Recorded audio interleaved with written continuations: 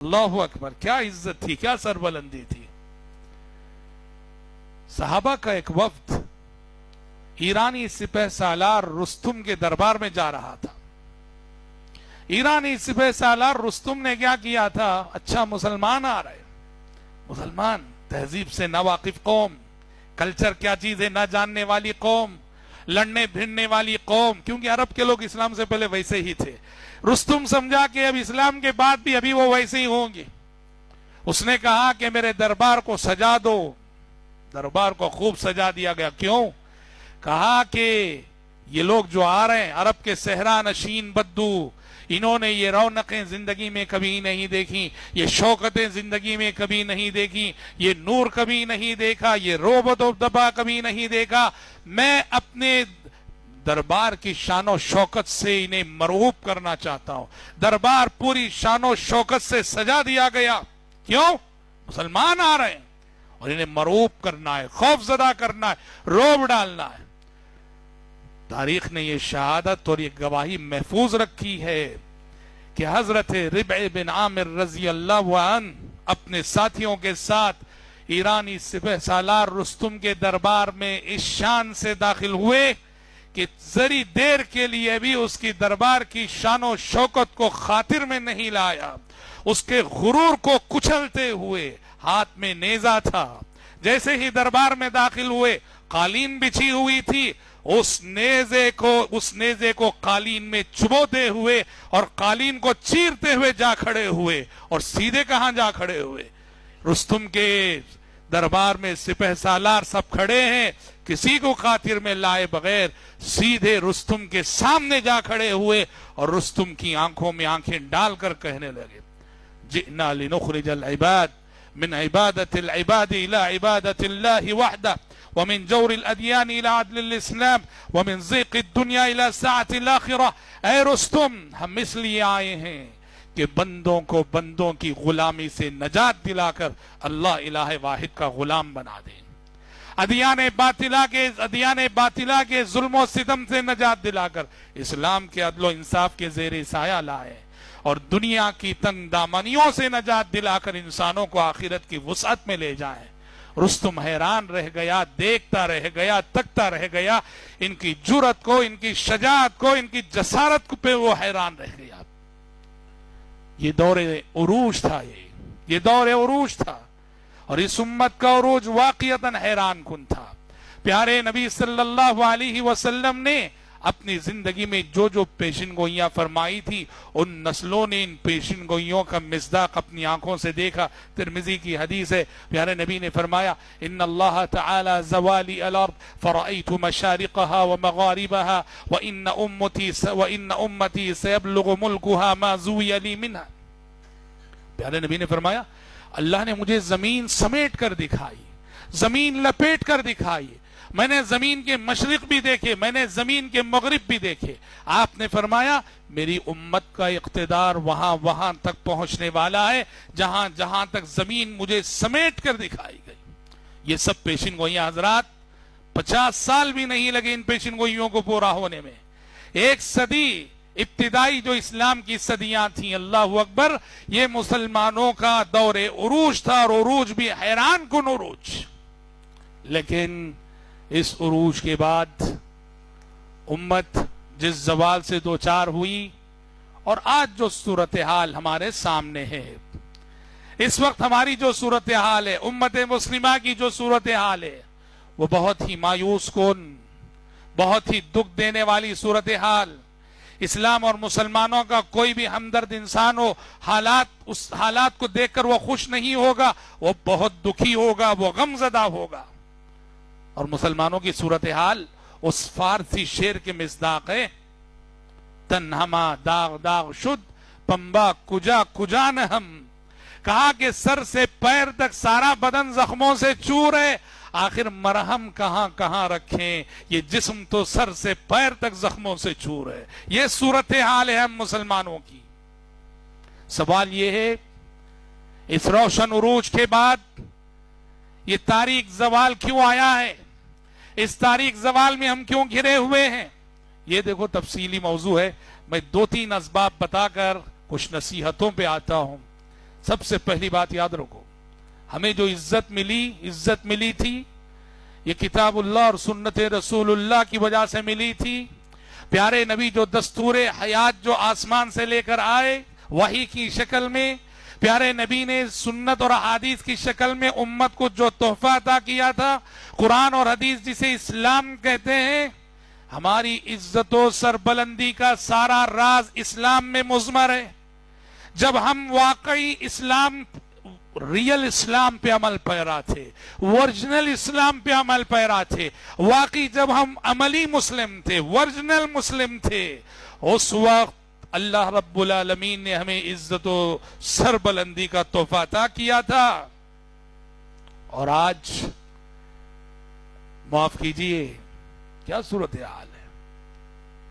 مسلمانوں میں فیصد بتاؤ کتنے ایسے مسلمان ہیں جن کا عقیدہ صحیح ہے، جن کی توحید صحیح ہے؟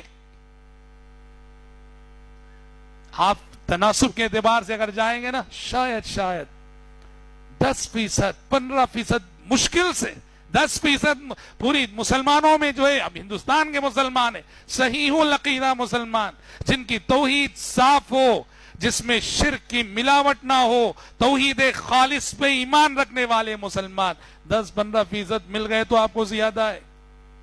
ہمارے ایمان میں شرک کی ملاوٹ ہے، ہمارے عقیدے میں شرک کی ملاوٹ ہے۔ اللہ نے قرآن میں کہا وَمَا يُؤْمِنُ أَكْثَرُهُمْ بِاللَّهِ إِلَّا وَهُمْ مُشْرِكُونَ، ان میں کہ اکثر لوگ اللہ پہ ایمان رکھتے بھی ہیں تو شرک کی ملاوٹ کے ساتھ رکھتے ہیں۔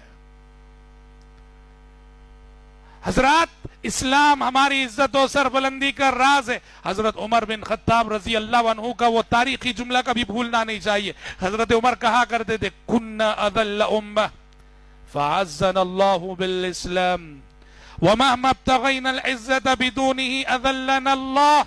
حضرت عمر نے کہا ہم دنیا کی سب سے حقیر ترین قوم تھے، ہم دنیا کی سب سے کمتر قوم تھے، ہم دنیا کی سب سے ذلیل قوم تھے۔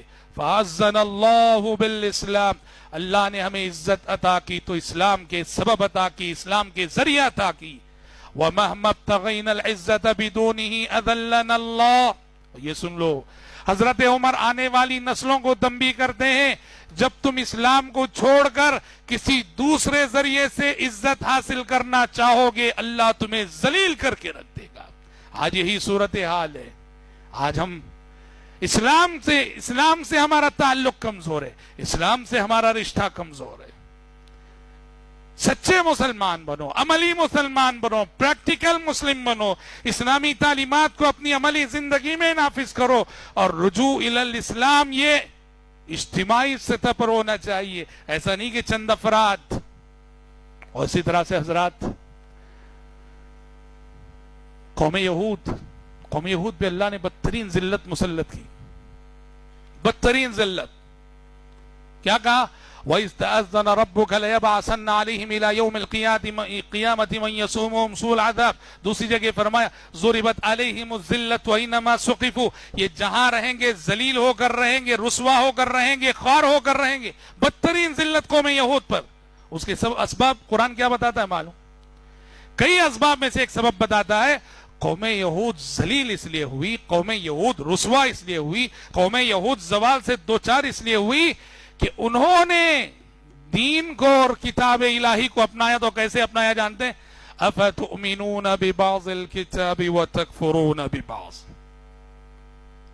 جہاں دل نے کہا وہاں دین پر عمل کر لیا، اور جہاں دین کی تعلیمات خواہشات نفس کے خلاف ہیں وہاں دین کو نظر انداز کر دیا ہے نا۔ دین کو اپنانے کا معیار بھی خواہشات نفس۔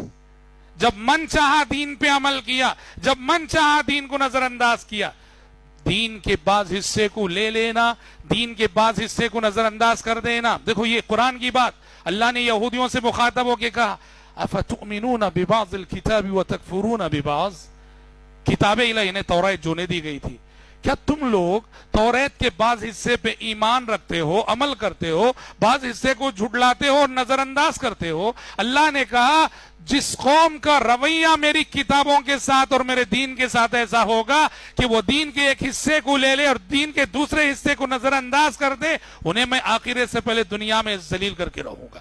پہلے پارے کی آیت ہے فما جزاء من يفعل ذلك منكم الا خزي في الحياة الدنيا، تم میں سے جو بھی ایسا کریں گے، تم میں سے جو بھی ایسا کریں گے ان کا بدلہ دنیا میں رسوائی کے سوا اور کچھ نہیں. بتاؤ امت مسلمہ کی صورتحال، ہاں عقائد کی کیا صورتحال ہے؟ لا الہ الا اللہ عقیدہ ہمارا. ہاں کبھی یعنی بعض مسلمانوں کے عقائد کے بارے میں پڑھتے ہیں، سنتے ہیں، واللہ ہمیں ماننا پڑتا ہے، ہمیں ماننا پڑتا ہے ابو جہل و ابو لہب کا عقیدہ اس سے اچھا تھا. بات سخت ہے. دیکھیے شیخ عبد القادر جیلانی رحمت اللہ علیہ اللہ کے موحد بندے، اس امت کے اولیاء میں رہے ہیں، صالحین میں سے رہے ہیں، لیکن آج ان کی شخصیت کو لے کر کیا کیا نظریات، کیا کیا عقائد، کیسا غلو، کیسے کیسے واقعات. لا حول ولا قوت الا باللہ. ایک واقعہ تصوف کی کتابوں میں ہے، میں بتا رہا ہوں اس عقیدے کے ساتھ کہ اللہ کی مدد ہمارے ساتھ آئے گی. تصوف کی کتابوں میں واقعہ کیا ہے؟ ان کا لقب ہے، ٹائٹل ہے دستگیر. کیا لقب ہے؟ دستگیر. دستگیر بول دے ہاتھ پکڑنے والا، ہاتھ تھامنے والا. کیوں دستگیر؟ کہا کہ ایک مرتبہ وہ ساحل سمندر پہ اللہ تعالی کے ساتھ تفریح کر رہے تھے. واقعہ ساحل سمندر پہ اللہ تعالی کے ساتھ تفریح کر رہے تھے. اچانک اللہ تعالیٰ کا پیر پھسلا، انہوں نے فوراً ہاتھ تھام لیا اللہ تعالیٰ کا. نعوذ باللہ. ہاں قرآن پڑھو. قرآن نے جن کو کافر کہا، جن کو مشرک کہا، ان کا عقیدہ کتنا صاف تھا معلوم. ربوبیت وغیرہ میں اللہ کی عظمت کو وہ کس طرح مانتے تھے.